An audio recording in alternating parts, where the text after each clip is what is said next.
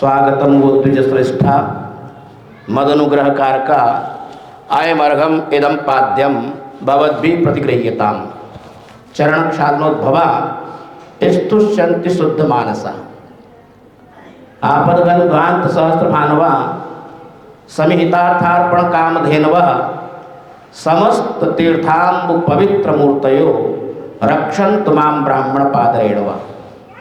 महाभारत एक ऐसा अद्वितीय ग्रंथ है। इस महाभारत रूपी रण नदी के दो तट हैं। भारतामृत सर्वस्वम विष्णोर भक्त्रादिनिश्चतम और गीता गंगोदकम पित्वा पुनर्जन्मम न विद्यते। ये जो महाभारत का अमृतोपम सार है तथा जो भगवान विष्णु श्री कृष्ण के मुख से प्रकट हुआ है, उस गीता रूप गंगा जल को पी लेने पर पुनः इस संसार में जन्म नहीं लेना पड़ता है। ये महाभारत का एक अद्वितीय रस, गीता ज्ञान का दर्पण है। महाभारत का निश्चय हो गया। ऐसा नहीं कि महाभारत को टालने के लिए किसी ने प्रयास नहीं किए। यहां तक कि परात्पर पूर्ण ब्रह्म अखंड ब्रह्मांड नायक भगवान योगेश्वर श्री कृष्ण स्वयं एक दूत की भूमिका निभा करके हस्तिनापुर पहुंचते हैं और भरी सभा में जहां पर एक से एक धनुर्धर जो ब्रह्मांड को जीतने की क्षमता रखते थे, उन सब के मध्य एक प्रस्ताव रखते हैं और उसका उत्तर सभी ने देखा। सबने बड़े गौर से सुना। महाभारत को टालने के लिए उन्होंने यहां तक कहा कि केवल पांडवों को 5 गांव दे दीजिए और ये महाभारत शायद टल गया होता। सबके आखिरी में दुर्योधन जो शकुनी के पास में बैठा हुआ था, उसने उसकी तरफ है दृष्टि से देखा, मानो एक समझाइश दी कि इस बात का तुम विरोध करो। और दुर्योधन खड़ा होकर कहता है कि बिना युद्धेन सुचग्रम न दास्यामि, बिना युद्ध के तो मैं सुई की नोक के बराबर भी पांडवों को पृथ्वी नहीं दे सकता। गांव की तो बात छोड़िए। और B.R. चोपड़ा, जिन्होंने हमारी भारत भूमि पे ही नहीं संपूर्ण एशिया में एक ऐसा टीवी सीरियल चलाया जिसका नाम था महाभारत, और जब उसकी शंख ध्वनि होती है और शंख ध्वनि के साथ यदा यदा ही धर्मस्य ग्लानिर्भवति भारत अभ्युत्थानम धर्मस्य तदात्मानं सृजाम्यहम् परित्राणाय साधूनां विनाशाय च दुष्कृतां धर्म संस्थापनार्थाय संभवामि युगे युगे। आज बच्चों के मुंह पर है। भगवान श्री योगेश्वर के सामने जब इस तरह की बात रख दी तो भगवान जाने लगे और यहां तक कि उनको बंदी बनाने का भी आदेश दे देता है दुर्योधन। अब किसी भी कीमत पर महाभारत रुकने वाला नहीं था। आचार्य गुरु द्रोण जिस महाभारत रणभूमि के एक तट है, किनारे हैं, और गंगा पुत्र भीष्म जो वो भी एक इस महाभारत रूपी रणभूमि के नदी के किनारे हैं, लेकिन किनारे दो कभी एक नहीं हो सकते। और यहां देखिए आचार्य गुरु द्रोण की हम उत्पत्ति के ऊपर जाएं।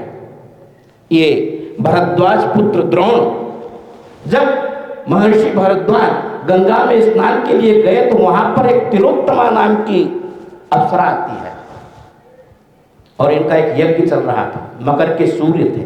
अभी 14 तारीख को पुनः आने वाले हैं।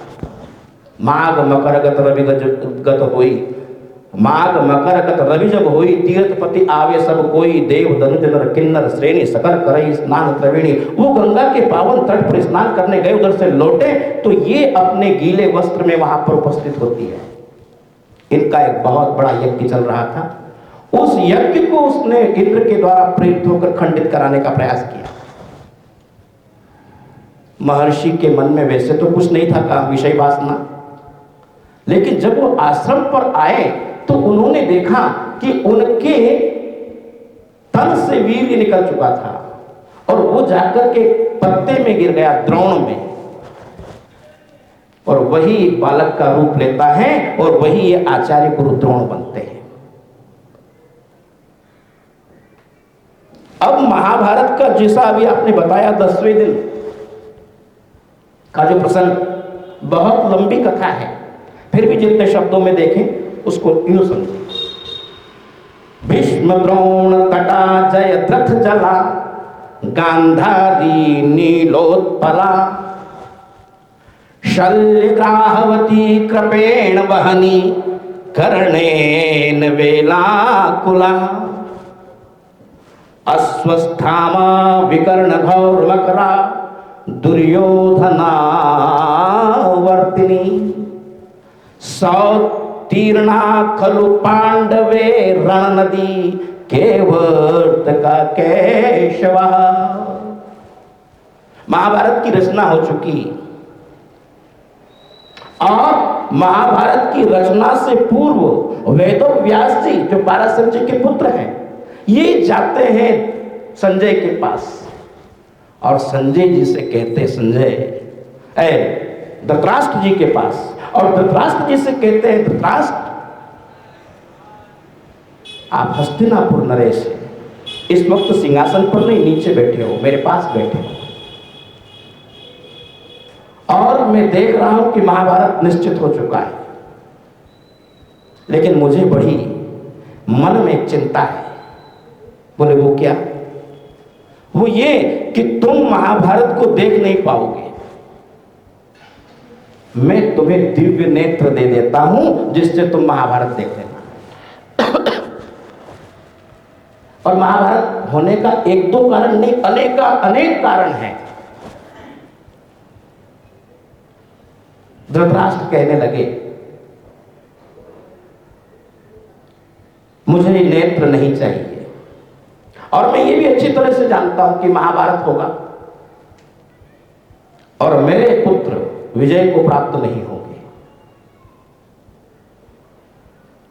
मैं उससे नहीं वो नेत्र नहीं लेना चाहता और युद्ध को भी नहीं देखना चाहता उन नेत्रों से। आप एक काम करो, ये दिव्य नेत्र संजय को दे दीजिए। तो वेदव्यास जी ने वो दिव्य नेत्र संजय को दिए, और कहां हस्तिनापुर और कहां कुरुक्षेत्र। ये आज जो टीवी बनी है ना, जिसके ऊपर हम चित्र देखते हैं, ठीक ये उसी की पकड़ है वैज्ञानिकों के द्वारा।